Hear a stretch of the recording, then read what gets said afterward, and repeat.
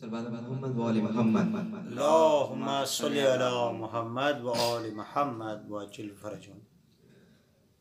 بزم ظالم میں ہے شور برپا، بیڑیاں پہنے آتے ہیں آبے۔ بزم ظالم میں ہے شور برپا،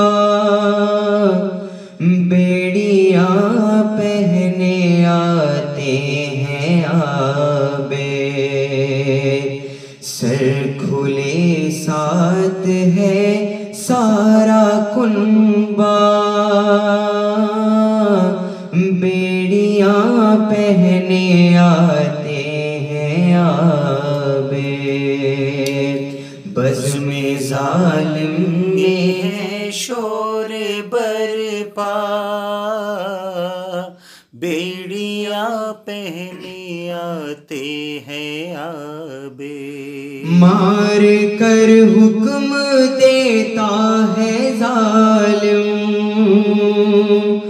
منتظر ہے چلو جلد حاکم۔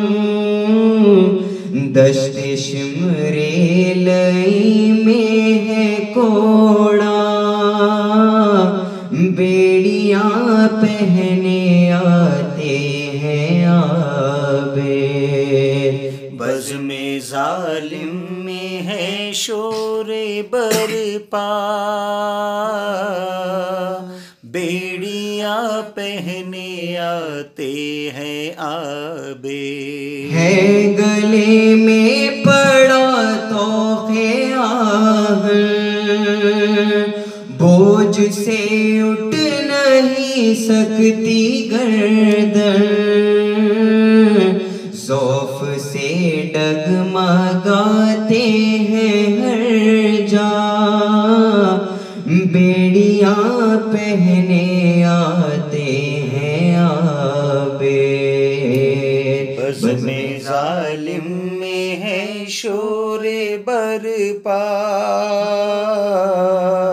بیڑیاں پہنے آتے ہیں آبے۔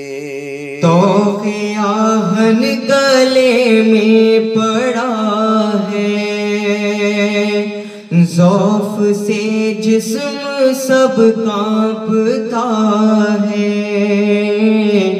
لڑکھڑاتے ہوئے اب ہر ایک جا، بیڑیاں پہنے آتے ہیں آبے۔ بزم ظالم میں ہے شور برپا، بیڑیاں پہنے آتے ہیں آبے۔ آگے سر باپ کا اور پیچھے، ہاتھ بالی سکینہ کا تھامے۔ منہ سے کہتے ہوئے واہ حسینہ، بیڑیاں پہنے آتے ہیں آبے۔ بزم ظالم میں ہے شور برپا،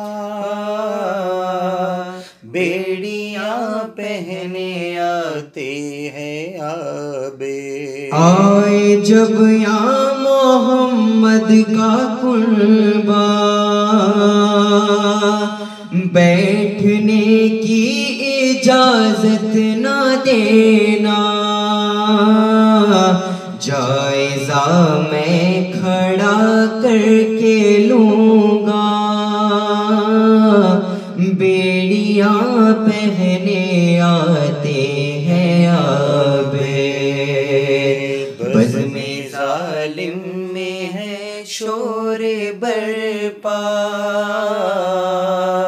بیڑیاں پہنے آتے ہیں آبے۔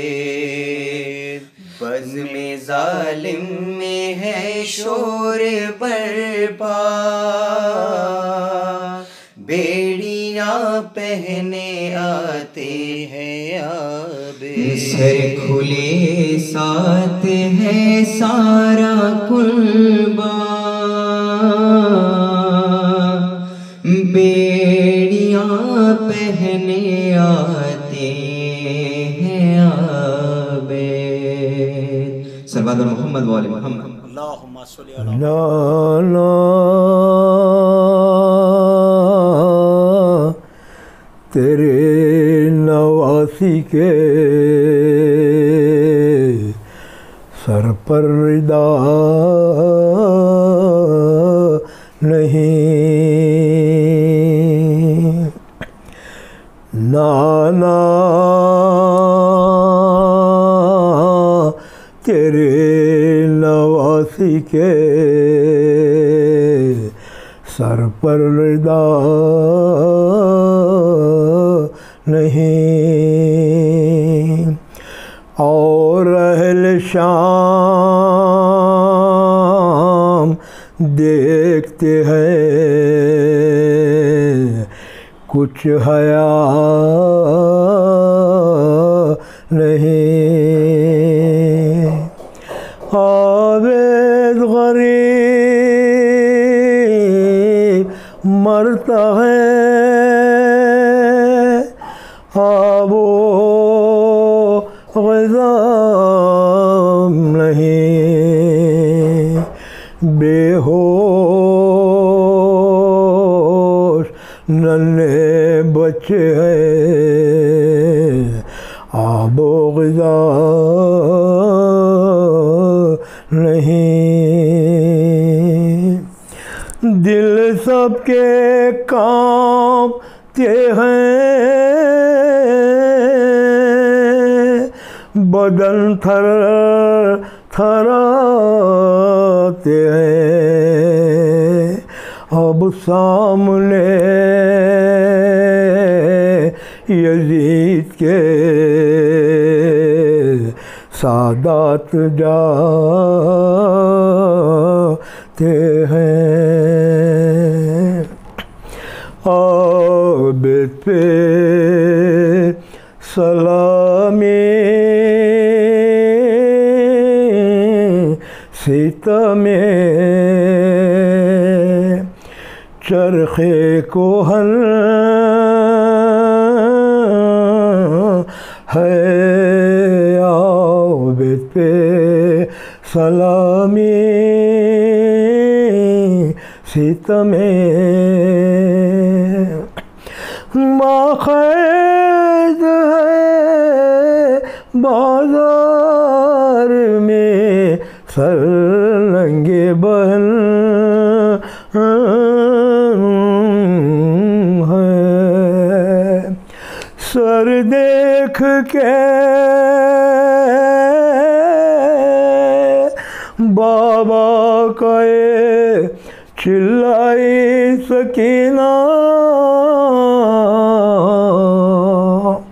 فریاد ہے بابا میری گردن میں رسن ہے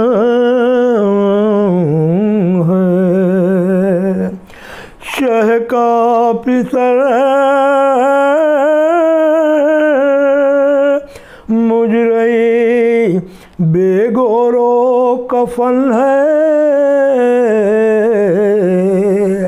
مظلوم کے لاشیں پما ہے نہ بہن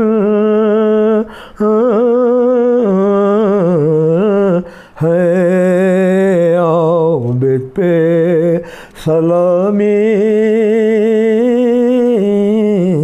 ستم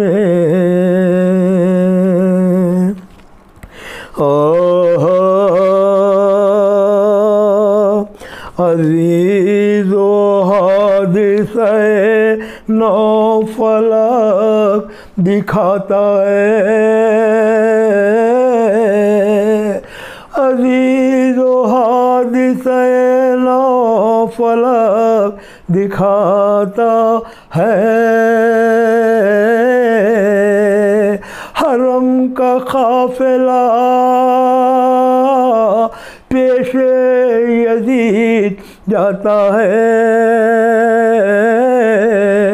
گلے بندھے ہیں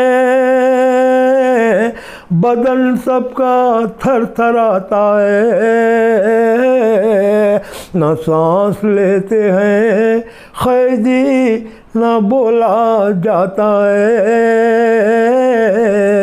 جو گرتے ہیں تو اللہ ستمگار نیزے مارتے ہیں، وہ رو کے حیدر کرار کو پکارتے ہیں۔ کہوں اسیروں کا سب حال یہ مجال ہے کیا، پہاڑ بندرے کا مضمون ہے دست بستہ کھڑا، ہوا ہے بیڑیوں کے بس کے غلغلہ پیدا، بطول خلد میں حیدر کو دے رہی ہے صدا،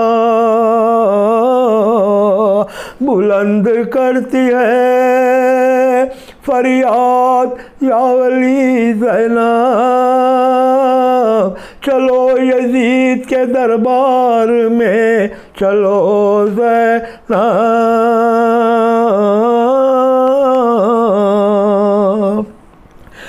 در بدر ہوں ہائے بھائی، در بدر ہوں ہائے بھائی، ننگے سر ہوں ہائے بھائی، بولی رو رو کے زینب اب ہم منتظر ہوں ہائے بھائی، شام جاتی ہوں میں بھیا، شام جاتی ہوں میں بھیا، قید ہو کر بنت زہرا، باندھے شانوں میں رسی لیے جاتے ہیں نوحہ گر ہوں ہائے بھائی، نوحہ گر ہوں ہائے بھائی۔ لا حول ولا قوة إلا بالله العلي العظيم، حسبنا الله ونعم الوكيل ونعم المولى ونعم النصير۔ اعوذ باللہ من الشیطان اللعین الرجیم، بسم اللہ الرحمن الرحیم، الحمد للہ رب العالمین، الصلاة والسلام علی اشرف الانبیاء والمرسلین، محبوب رب المشرقین والمغربین، جد الحسن والحسین، المکی المدنی القرشی الہاشمی الابتہی، مولانا ومقتدانا وہادینا ابی القاسم محمد وعلى أهل بيته الطيبين الطاهرين المعصومين المظلومين المنتخبين المنتجبين، أما بعد،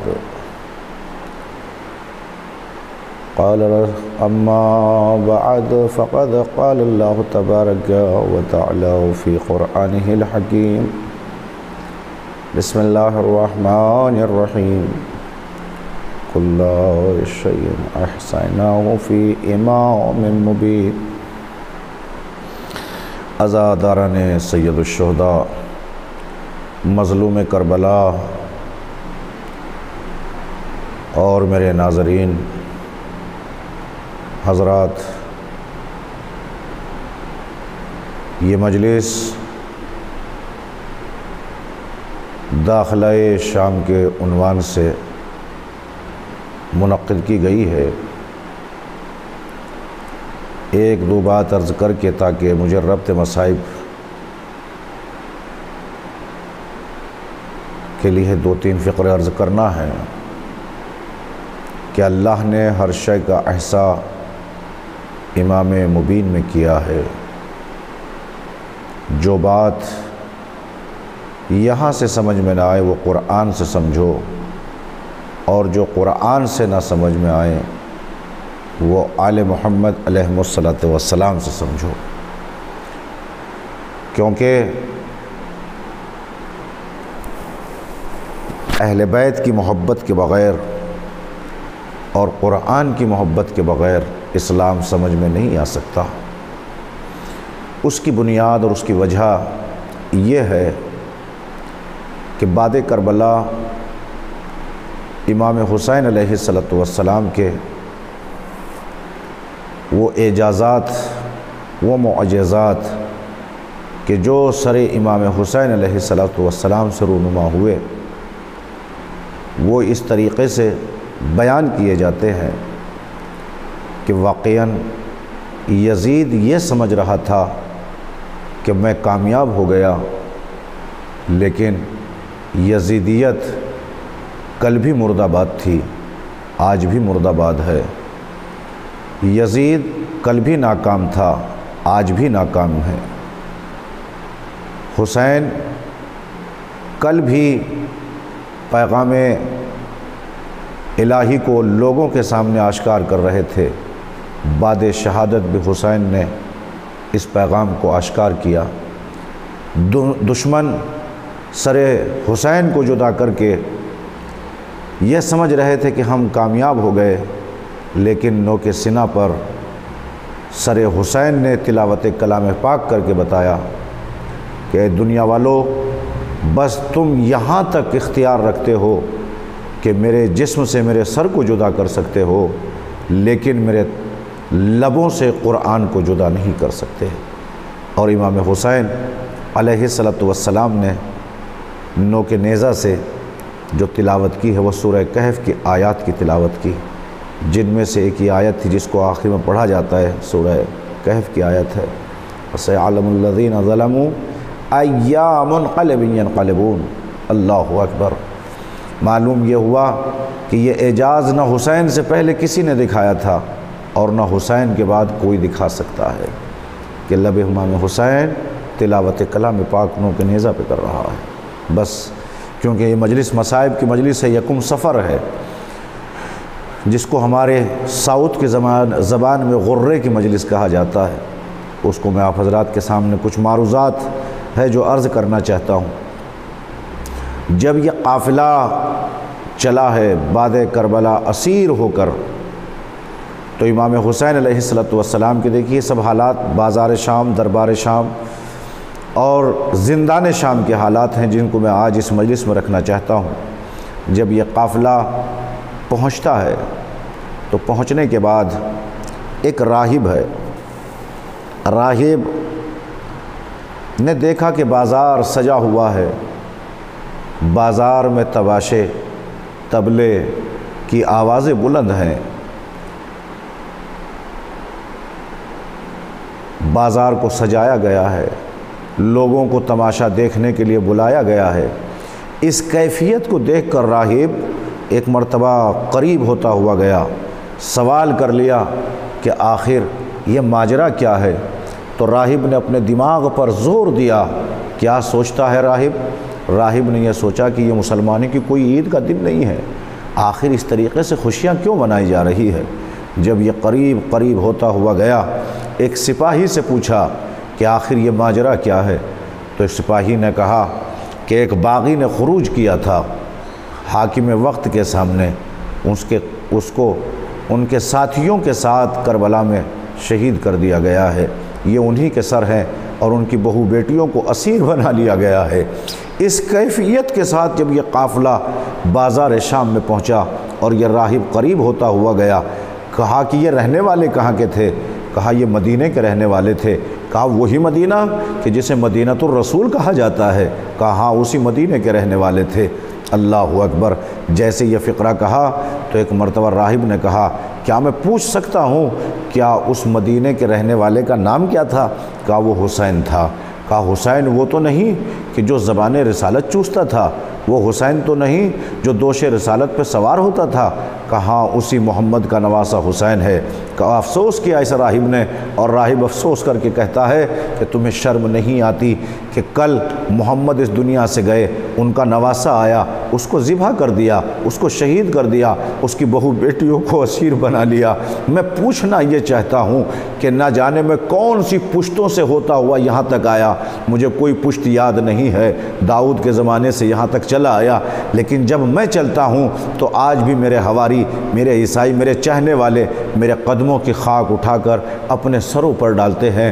کیسے مسلمان ہو کہ اسی مسلمانوں نے محمد کا کلمہ پڑھا اور اسی کے نواسی کو قتل کر دیا۔ ہوتا ہوتا قریب پہنچا ہے امام سجاد کے، امام سجاد علیہ السلام کے قریب آ کے کہتا ہے کہ میں پوچھ سکتا ہوں کہ آپ رہنے والے کہاں کے ہیں؟ کس جرم میں آپ کو قتل کیا گیا؟ آپ کے ہاتھوں میں یہ ہتھکڑیاں کیوں ہیں؟ امام نے پورے حالات اور واقعات بیان کیے۔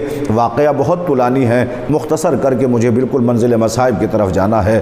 عزیزو، جیسے یہ فقرہ کہا جس کا سر نو کے نیزہ پر ہے، یہ میرے بابا حسین کا سر ہے، میں اس کا بیٹا علی ابن الحسین ہوں۔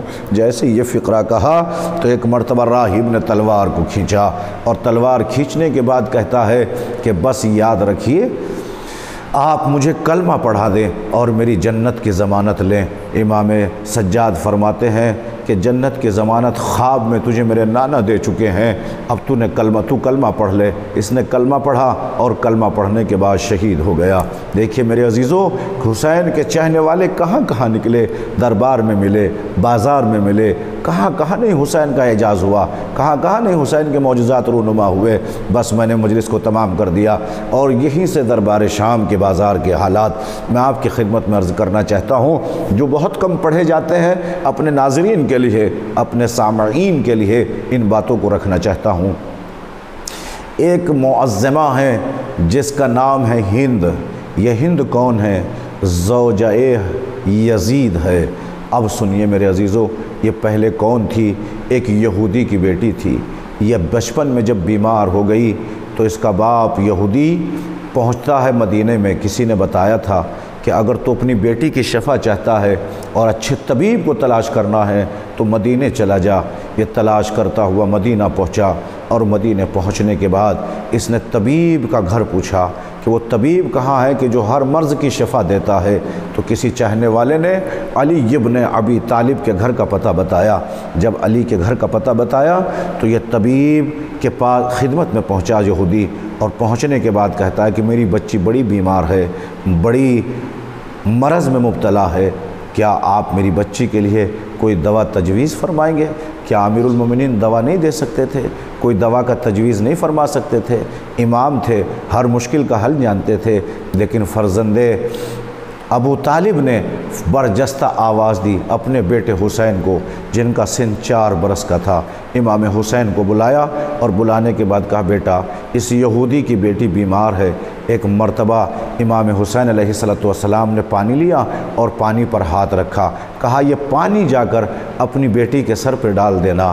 بس جیسے ہی یہودی یہ پانی لے کے گیا، لے جانے کے بعد ہند کے سر پر ڈالا، ڈالنے کے بعد اس کی آنکھوں کو بینائی مل گئی، اس کے مرض کو شفا مل گئی۔ جب شفا ملی تو ایک مرتبہ ہند کہتی ہے بابا یہ دوا کون سی تھی کہ جو مرض لا علاج تھا، جس کی کوئی دوا نہیں تھی، اس پانی کے سر پہ ڈالنے سے مجھے شفا مل گئی۔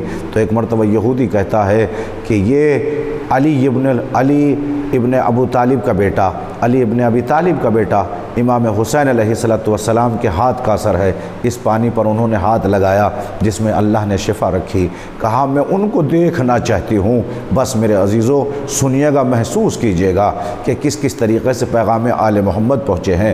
بس جیسے ہی یہ حالات ہوئے تو ایک مرتبہ یہودی اپنی بیٹی کو لے کر بارگاہ امام حسین علیہ السلام میں آیا، اور آنے کے بعد ایک یہ مرتبہ ہند کہتی ہے کہ اب میں ان کے دربار کو چھوڑ کر جانا نہیں چاہتی، تھی۔ سنیے گا، بہت گریہ فرمائیے گا جس منزل تک میں لے کے آنا چاہتا ہوں۔ جیسے ہی ہند پہنچتی ہے تو ایک مرتبہ مولا متقیان نے کہا، حسین بیٹا ہند کو اپنی بہن زینب کی خدمت میں پہنچا دو۔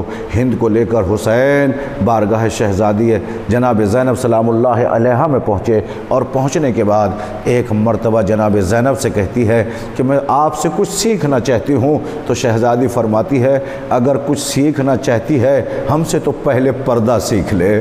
اللہ اکبر!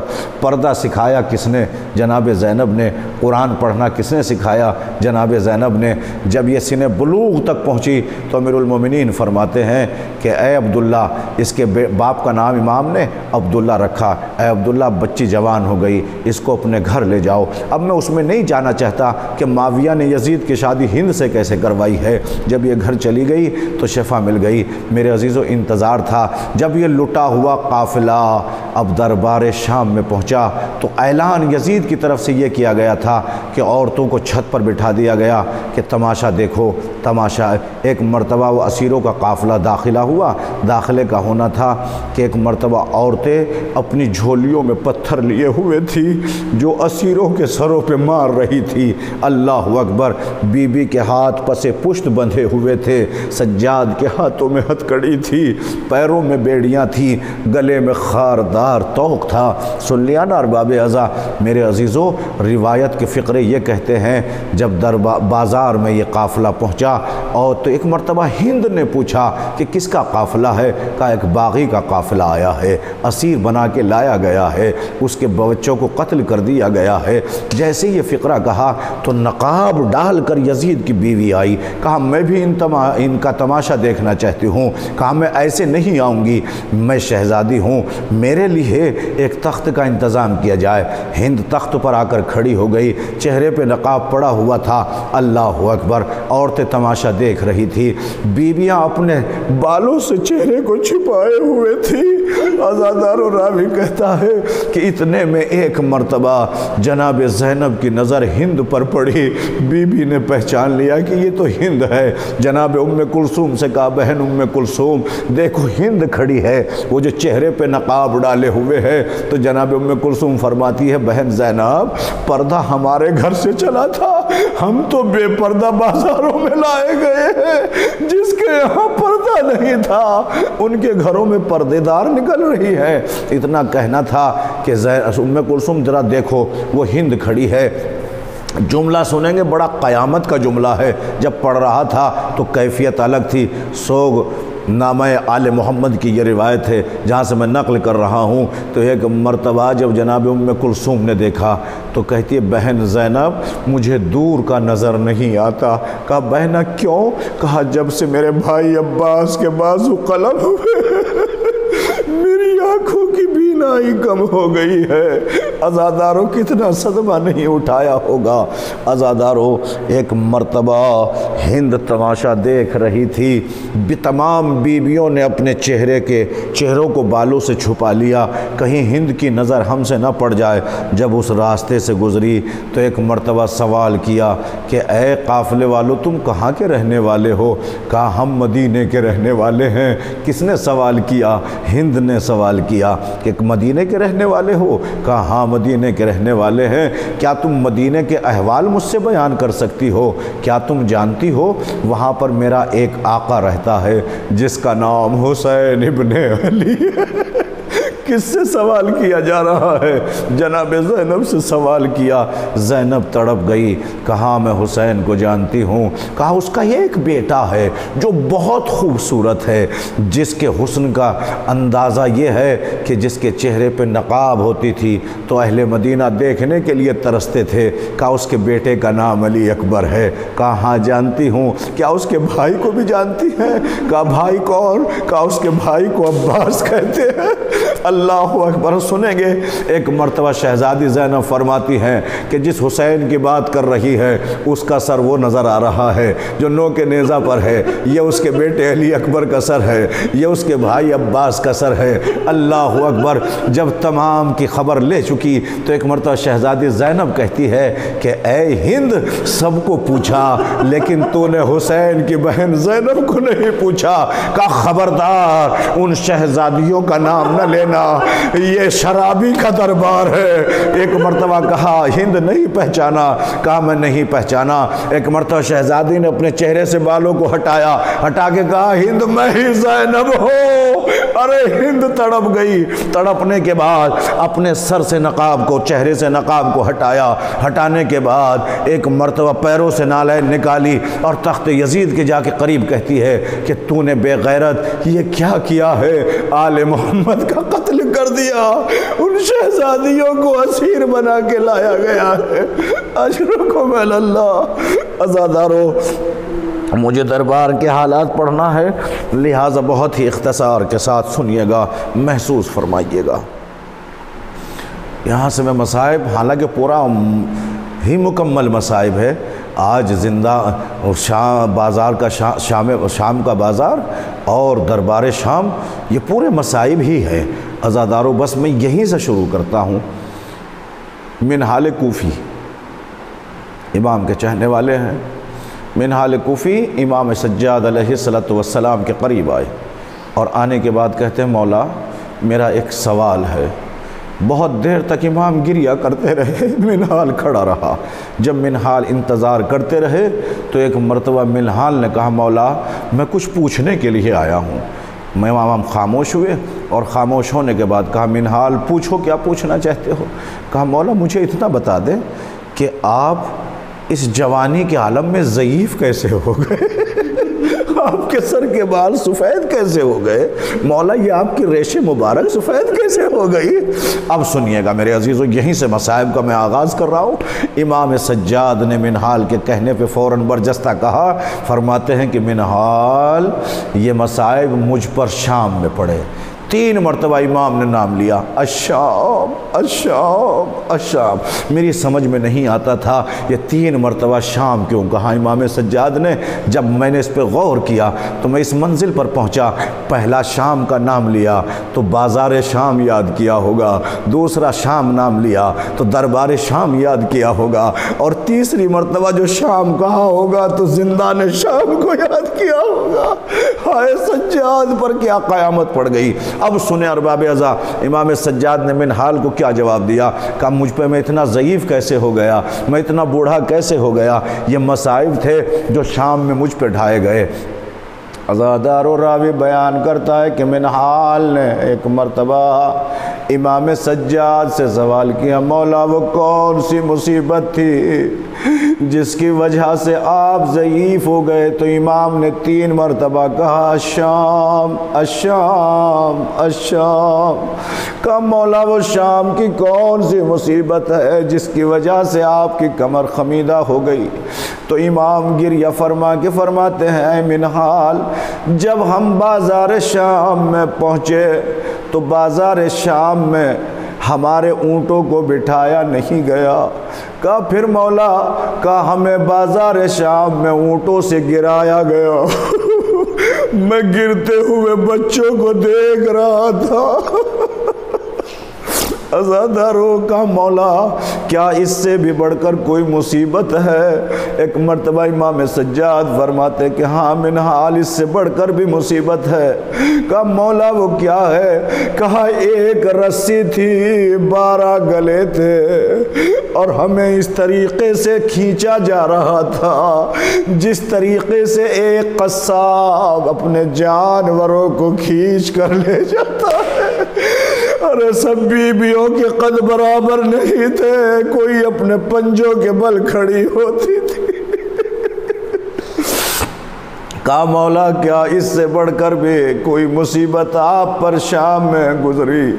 عزادارو امام سجاد رو کے فرماتے ہیں کہ جب قافلہ رکتا تھا اور پھر آگے چلایا جاتا تھا تو ہمیں ایسے ہی نہیں کہتے تھے کہ آگے چلو، کہا پھر مولا کہاں نو کے نیزہ کی انیاں ہماری پشتوں میں چبھائی جاتی تھی، ہمیں اذیتوں سے آگے بڑھایا جاتا تھا۔ اللہ اکبر، ایک کے بعد ایک امام مصائب کی مصیبتوں کو بیان کر رہے تھے۔ کرتے کرتے راوی اس منزل پر پہنچا کہ امام سجاد علیہ السلام فرماتے ہیں کہ منہال جو طوق میرے گلے میں پہنایا گیا تھا اسے پکڑ کے کھینچا جاتا تھا، اس میں آگے بھی میخ تھی، پیچھے بھی کیلیں لگی ہوئی تھی۔ جب مجھے کھینچتے تھے میری گردن سے خون نکلتا تھا، اور اس منظر کو دیکھ کر میری پھوپھی زینب تڑپ جاتی تھی۔ اجرکم علی اللہ، اللہ آپ کو کوئی غم نہ دے سوائے غم حسین کے۔ سنیے گا عزادارو، آخری مصیبت جو امام سجاد نے بیان کی اس کو سن سکتے ہیں، سینے میں دل ہے اور دل میں درد ہے تو ہر آنکھ سے آنسو نکلے گا۔ امام سجاد کو جب غش آ گیا اور غش افاقہ ہوا تو امام رو کے فرماتے ہیں کہ جب آپ جب زیارتوں کے لیے جائیں آپ اس کو خود محسوس کر سکتے ہیں، بازار سے دربار زیادہ فاصلے پر نہیں ہے، پورے مصائب کا مرکز میں آپ کی خدمت میں دے رہا ہوں اس جملے کے اندر۔ عزادارو 40 سے 45 قدموں کا فاصلہ ہے بازار شام سے دربار تک۔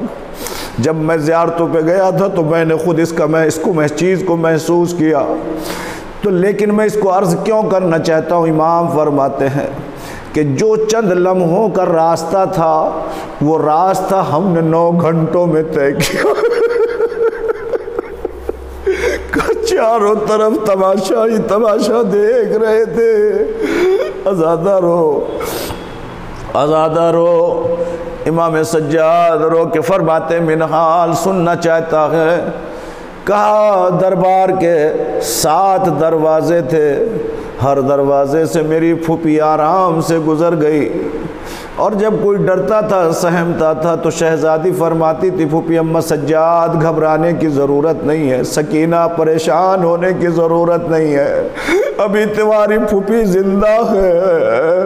عزادارو سنیں گے، بڑا قیامت مجھ سے پڑھا بھی نہیں جا رہا، یہ فقرہ میں کیسے آپ کی خدمت میں بیان کروں۔ راوی کہتا ہے کہ جب آخری دروازہ آیا زینب دروازے پر بیٹھ گئی، سجاد پھوپھی کے قریب ہے، پھوپھی اماں چلیں، کہا بیٹا میں دربار میں نہ جاؤں گی، اذانوں پہ اذانیں گزر گئی،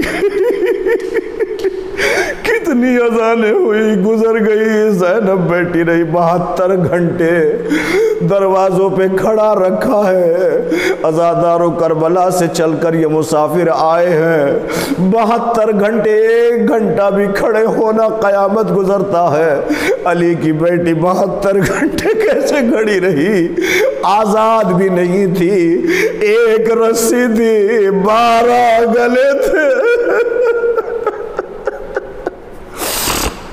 اجرکم علی اللہ، اجرکم علی اللہ۔ عزادارو امام سجاد پوچھتے ہیں پھوپھی اماں اچھے دروازے ہم عبور کر چکے، آخری دروازہ ہے، پھوپھی اماں چلو دربار میں چلتے ہیں۔ جناب زینب فرماتی ہے سجاد سننا چاہتے ہو؟ کہاں پھوپھی اماں؟ کہا جب میرے بابا کا سر زخمی تھا تو میرے زانوں پہ رکھا تھا، رمضان کو یاد کیجئے گا۔ عزادارو میرے بابا نے کہا تھا زینب میرے بعد تجھے دربار میں جانا پڑے گا، ایک دربار میں تیری ماں گئی تھی لیکن اکیلے تھی، جب تو دربار میں جائے گی تو تیرا بابا تیرے ساتھ آئے گا۔ کہا میں اپنے بابا کو تلاش کر رہی ہوں۔ عزادارو اتنا کہنا تھا کہ ایک مرتبہ شہزادی کی نظر سر حسین پر پڑی، حسین کے آنکھوں سے آنسو جاری تھے، امام نے آنکھوں کو بند کر لیا۔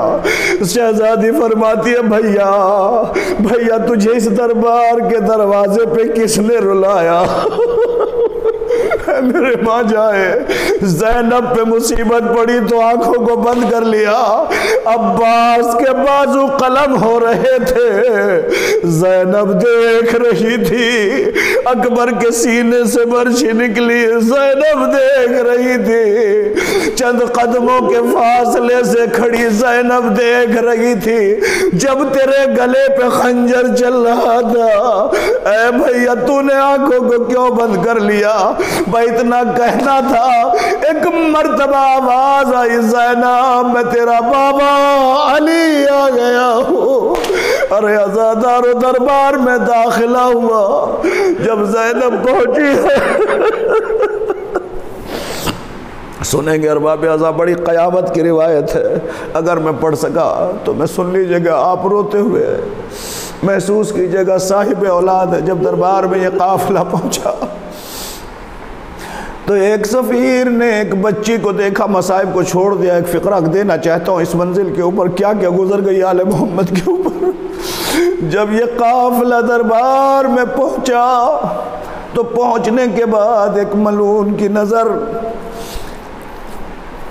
بچیوں کو کنیزی میں بیچنے والا تھا۔ ایک سفیر کہتا ہے کہ یزید یہ جو چھوٹی سی بچی ہے اسے کنیزی میں مجھے دے دے۔ جب کنیزی میں مانگنے کا سوال آیا اس نے ہاتھ کی انگلی کا اشارہ کیا۔ اولاد والے ہیں سنیے گا، آپ بچیوں سے بڑی محبت کرتے ہیں۔ جب شہزادی سکینہ کو کنیزی میں مانگنے لگا تو ایک مرتبہ جناب زینب فرماتی ہے شرم نہیں آتی، ارے یہ آل رسول ہے، آل رسولوں کو کنیز نہیں بنایا جاتا، عزادارو حکم دیا کہ اس کو قتل کر دیا جائے۔ اتنے میں سید سجاد اٹھے اور اٹھ کے کہتے ہیں کہ تو ہمیں جلال نہ دلا، تو جانتا نہیں ہے، ارے یہ فاطمہ کی پوتی ہے، ارے حسین کی بیٹی ہے۔